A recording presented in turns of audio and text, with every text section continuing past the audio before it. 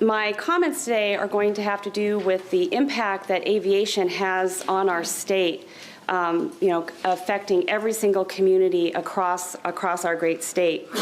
As many of you know, Alaska has 6 times as many pilots per capita and 16 times as many aircraft per capita when compared to the rest of the United States. We actually have almost 8,000 pilots that are active in our state currently, in addition to over 9,000 registered aircraft.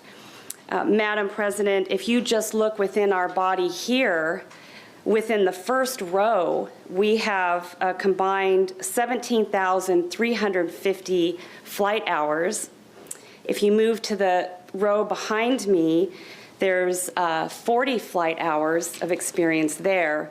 And then the third row in this body here in Alaska's Senate, there are 8,000 flight hours for a combined 25,390 flight hours of individuals serving in our body today, which is really an astounding fact when you think about it.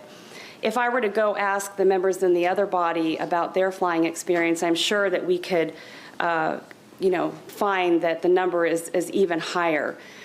Madam President, I actually started a pilot caucus here in the legislature as someone who has an instrument rating and understands the aviation community. In fact, a couple hundred of those hours were mine, but I do have to say that my member over here has the majority of the 17,350 hours.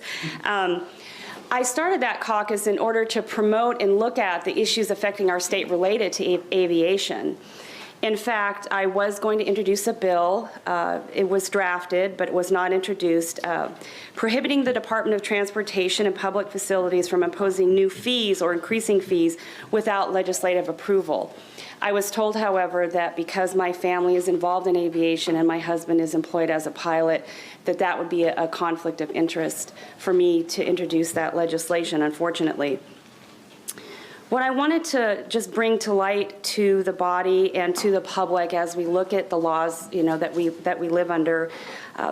My district in Anchorage is home to the Ted Stevens International Airport. Madam President, it's hard to underscore the impact on the economy that the Ted Stevens International Airport has. It's responsible for approximately 15,577 jobs, earning about $1 billion. That's 1 in 10 jobs in the community of Anchorage. It's one of the top 5 cargo airports in the world. So we have a tremendous impact on the cargo throughout our entire world. It's number 2 in the United States for landed weight of cargo aircraft, only second to Memphis, Tennessee. And it's less than 9.5 hours from 90% of the industrial world. This is in my district. So when you head home and you land, either side of the plane that you look out of is the district that I represent and the constituents I represent. In addition, Madam President, I represent the world's largest float plane base, which is pretty astounding. Lake Hood is home to many pilots who come and go on hunting trips across Alaska. Many people in this building have slips there, and they enjoy recreating by flying out of Lake Hood, which is in my district.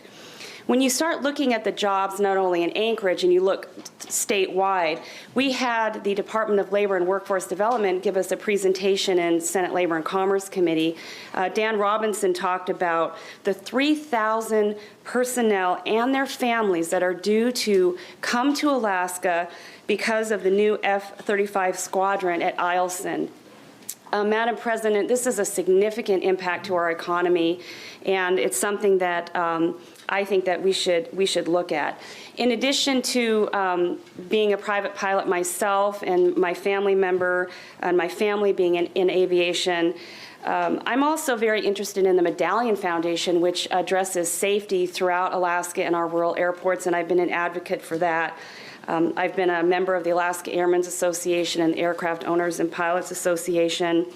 We also have in my district the Aviation Heritage Museum, which is a wonderful place to go and learn about the history of aviation in our state. And as you know, your father was also involved in aviation, and so you know full well the impact that it has in our state. And I just wanted to bring to light the fact that coming from the district that is so heavily tied to aviation and the state that is so tied to this wonderful industry, it's upsetting to me that I was not able to introduce that bill, that it was considered a conflict. And Madam President, I hope that as the session moves on that we take a look at our laws and make sure that they're working for Alaska and they allow us to adequately represent the friends and neighbors who've sent us here on their behalf. Thank you.